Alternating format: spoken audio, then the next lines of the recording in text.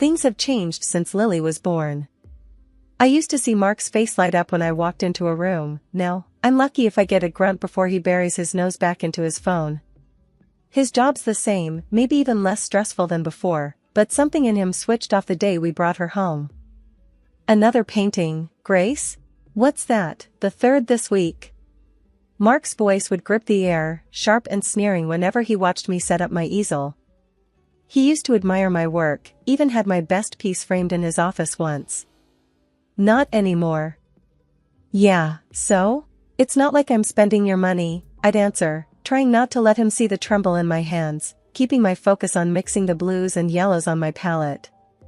But inside, each word he volleyed felt like a punch. Could have fooled me. And look at this place. Looks like a damn tornado hit it. He'd scan the room, his eyes scanning every toy and blanket out of place, holding them up like evidence of my failures. Look, I'm with Lily all day, and she's a handful, I'd fight back, my voice not as steady as I'd liked. And maybe if you helped a little around here. Help? With what?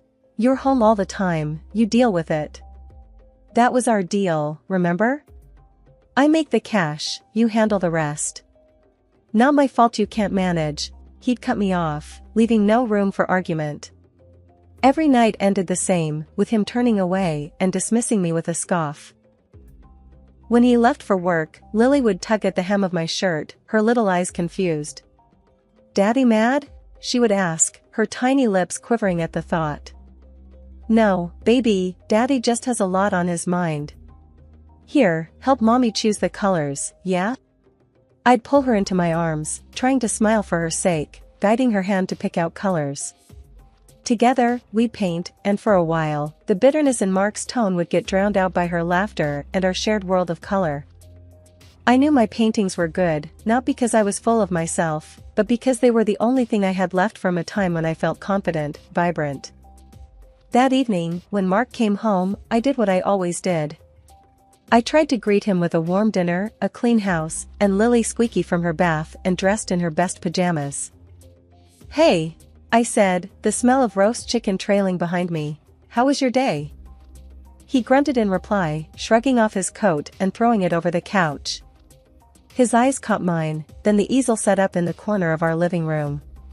Still haven't gotten rid of that junk, huh? It's not junk, Mark. I'm working on something, I responded, the weariness seeping through.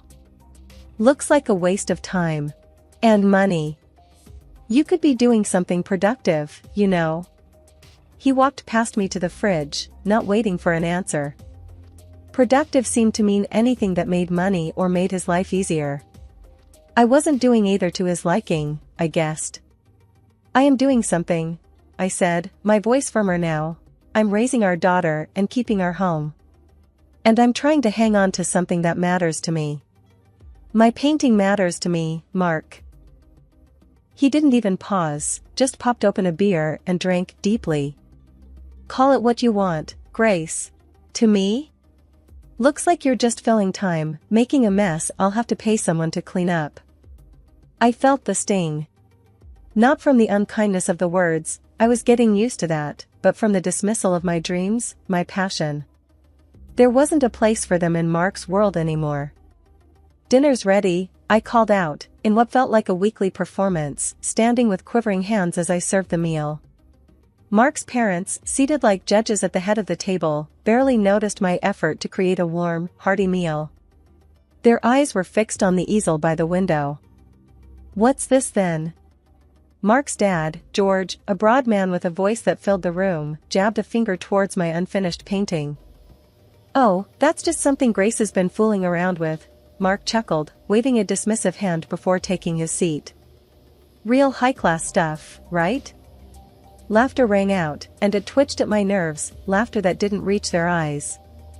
We're an artist now, are we? Chimed in Mark's mom, Patricia, her voice a kind of sharp that could slice steel. Why don't you show us your latest masterpiece, dear? George bellowed, his smile more of a challenge than a gesture of interest. I stood, rooted to the spot, feeling the flesh spread up my neck. It's not done yet, I muttered, but Mark was already striding over to the canvas, grabbing it with less care than he'd take with a dish towel. "Look at this, folks," Mark laughed, flipping the canvas around like he was Vanna White revealing a letter on Wheel of Fortune. "It's supposed to be a landscape, can you believe it?" George's laughter bloomed loud again. "Looks like a blind dog's nightmare."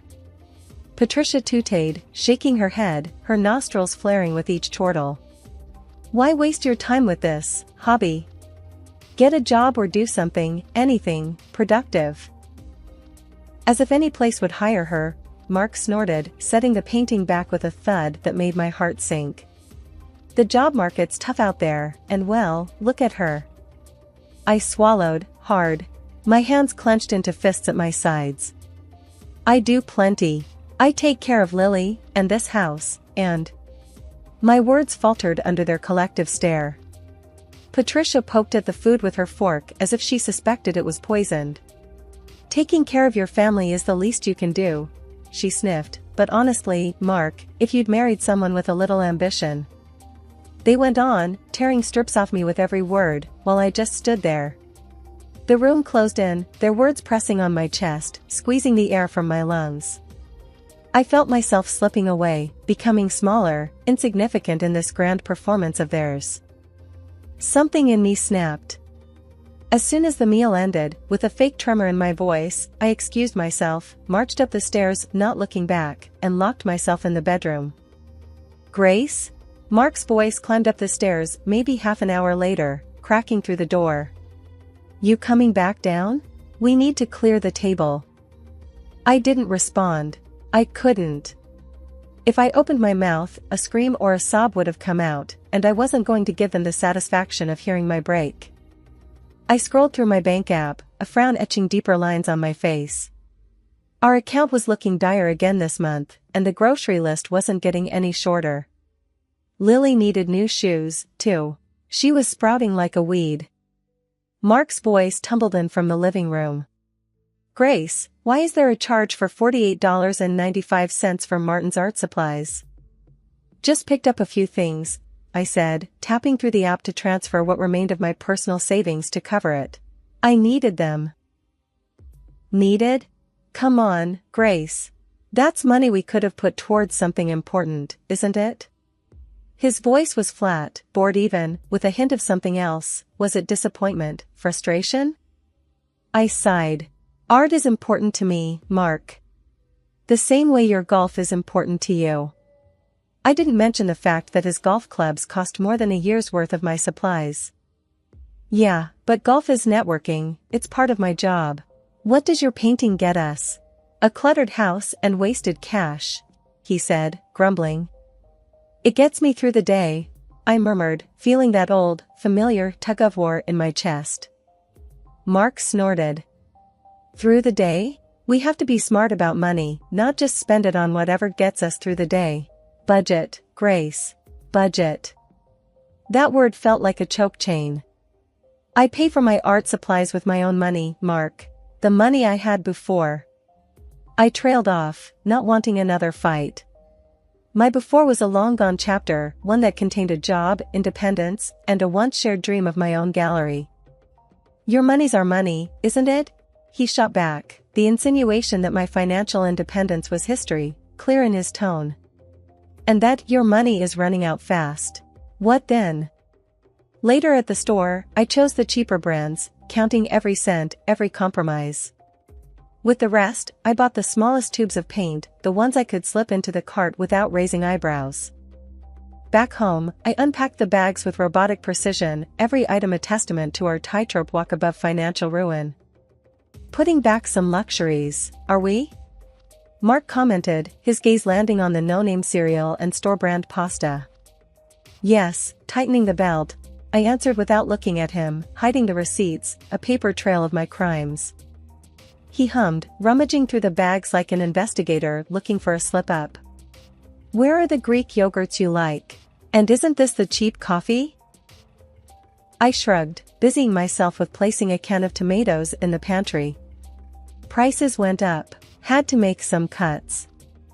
"Don't see any cuts in your art budget, though," he said, a cold finger pointing out the new brushes I'd slipped under a loaf of bread.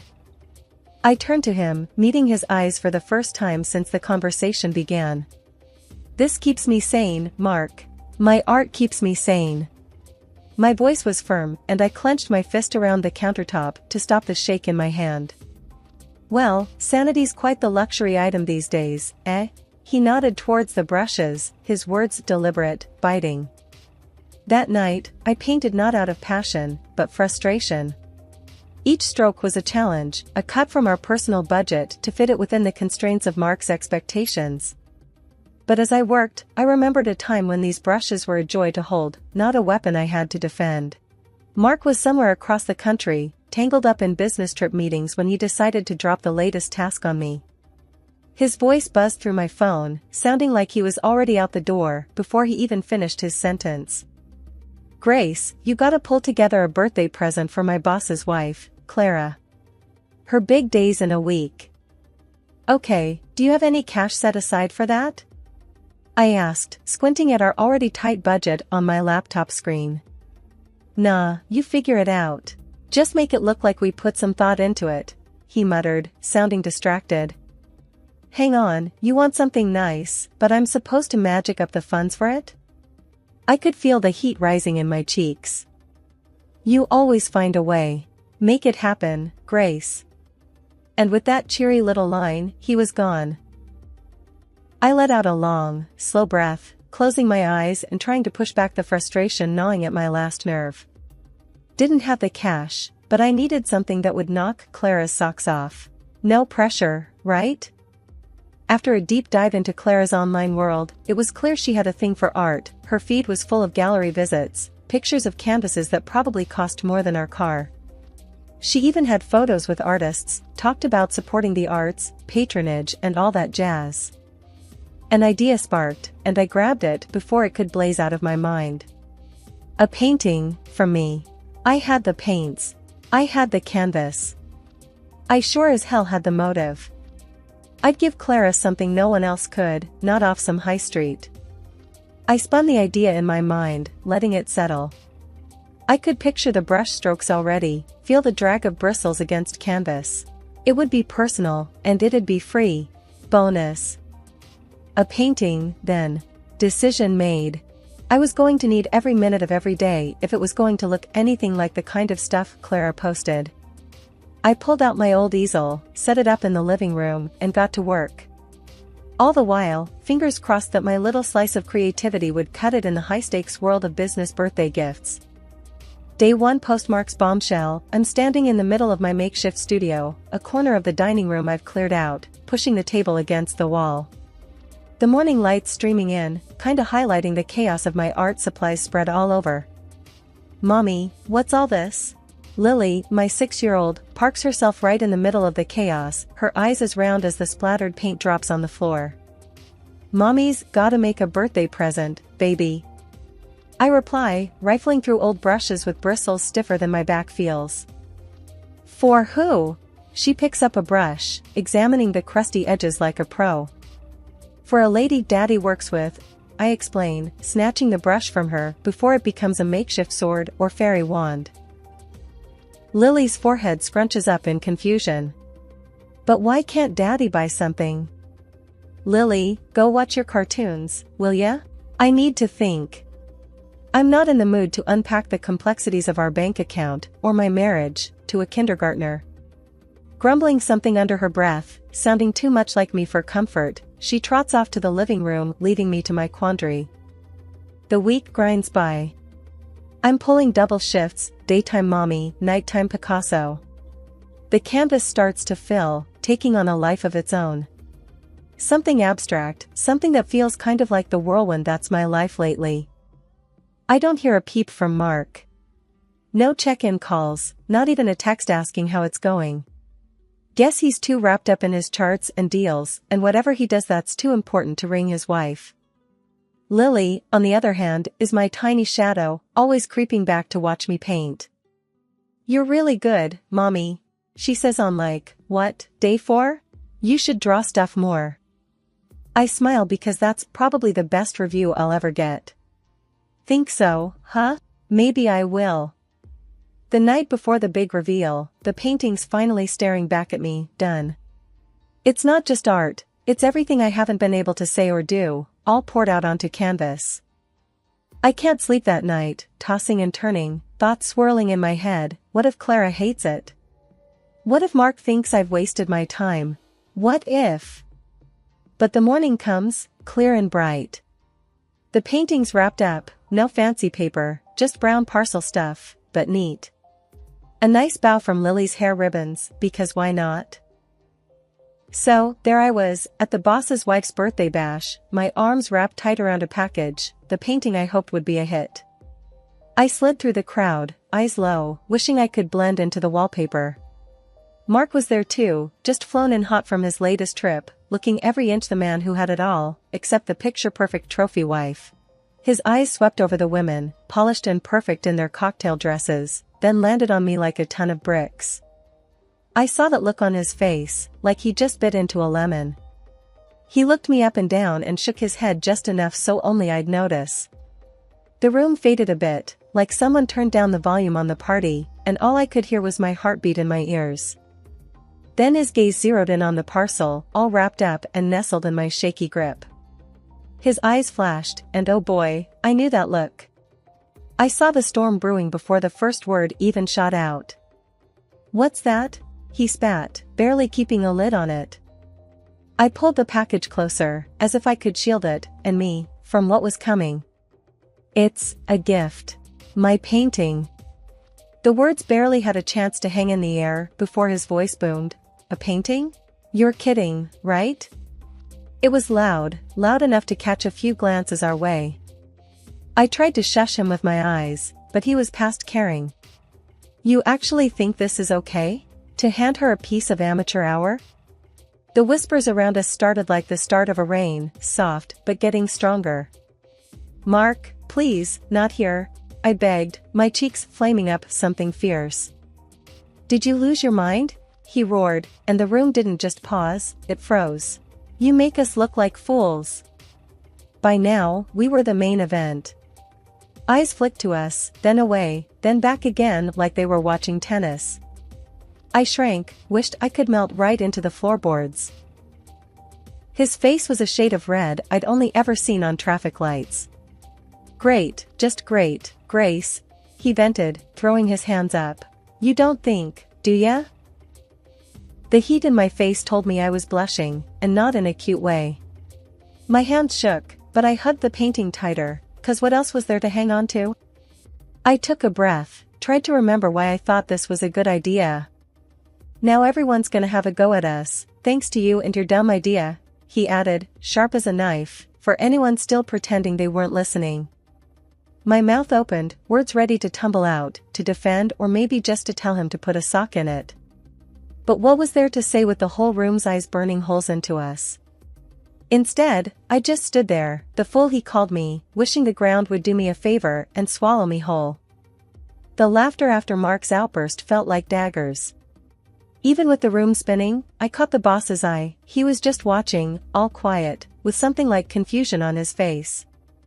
And his wife, Clara, she had this half-concerned, half-intrigued frown that actually gave me a sliver of hope. Clara waved a hand, cutting through the noise. "Quiet down, everyone. Let's see what Grace has brought." I moved on autopilot, my hands still a bit jittery as they tore the paper from the canvas. The art kinda just spilled out into the room, all the colors and the shapes I'd spent nights pouring myself into. Clara's eyebrows shot up. "Oh my," she said, and the room hushed like they were waiting for her to drop the hammer. But then she continued, "This is quite something, Grace." Mark was still fuming by my side. "Yeah, something all right." I ignored him and searched Clara's face for some sign. It's for you," I mumbled. "Happy birthday?" She tilted her head, studying the painting like it was a puzzle. "It's bold. I like bold. Don't you, darling?" She nudged her husband, pulling him into this. The boss was a tough guy to read, but he nodded. "Don't see something like that every day." Mark tried to jump back in. "Oh, come on, you're saying you like this mess?" And there it was, the snap in Clara's voice as she turned to him with a squint. "Mark, I'd watch it if I were you. Your wife has talent, and I won't have you embarrass her any further. It's unbecoming." The room fell into this tense kind of quiet, the kind where you could hear someone sneeze 3 houses down. "Look at the colors, the feeling in it," Clara was saying now. "It's got life." Mark tried for a save. "Well, sure, if you like that sort of thing." But Clara cut him off. "I do. It's decided. This goes right in the foyer." I blinked. Was this actually happening? "You sure, babe?" the boss chimed in. "It's not exactly." Clara shot him a look, and he trailed off. "Standard. Right. It's unique." Her arm shot out to me, a beacon in the high heels and overpriced suit. "See? Thank you, Grace. This here's a real gift, folks. It's got soul." And just like that, the murmurs started up again, but they had a different tune. People were nodding, some even looking at me with what felt like respect. Clara, still holding my painting like it was a treasure, turned her eyes on me again. "So, Grace," she said, drawing the room's focus, "ever thought about showing your work? Like in a gallery?" Mark let out a scoff. I heard it, but my eyes were glued to Clara. "Nah, who'd want to see my stuff?" "Don't worry, Grace. I would. And I know people." Clara's voice was firm, her eyes sharp. Mark tried to laugh it off. "Come on, Clara, she's just dabbling." Clara quirked an eyebrow at him. "So she dabbles better than some pros I know." "What's it to you?" I swallowed, feeling like I was teetering on the edge of something big. I don't know. I've never." "What's to know? You jump in. I'll help. Right?" Clara's look said she wasn't asking, she was telling. A giggle slipped from me. It was nervous, a bit wild-sounding even to my own ears. "Sure. Right." Clara beamed. "Good. It's settled then." After that, whispers flitted around like moths to a flame. People who barely gave me the time of day were now hanging on my arm, talking about my work. It felt surreal, like walking through someone else's life. Mark was suddenly there again, his hand on my back almost scalding. "You're not serious about this, are you?" There was that edge in his voice, like a knife threatening to cut. I turned to him, feeling the weight of the crowd, the pull of something new. "Yeah, I am." My voice was stronger than it had felt in years. He looked at me, really looked at me, for the first time that night. "But, what about us?" "What about us, Mark?" I repeated. "We've been over for a longer time than I want to admit." That shook him. He stepped back. "I thought we were fine." I turned to face him fully. "You thought wrong." The words were colder than I intended, but they needed to be said. Mark ran a hand through his hair, looking beaten. "So what, we just end it?" I looked down at the colors splashed across the nails on my fingers, at the rings that didn't mean what they were supposed to anymore. "We ended it a long time ago. Now we're just making it official." He didn't have anything to say to that. I watched him walk away, his shoulders hunched. Clara's hand touched my shoulder. "You okay, hon?" I nodded. "I am. Thanks to you." She winked. "What are friends for, right? And you, Grace?" She paused, giving my shoulder a squeeze. "You're going to light up this town with your art. Just you wait." And with that, I felt my heart start to hammer for a whole new set of reasons. Ahead of me, there wasn't just an ending.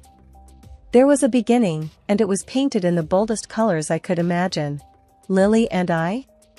We'd be more than fine. We'd be us, unapologetically, unfalteringly us.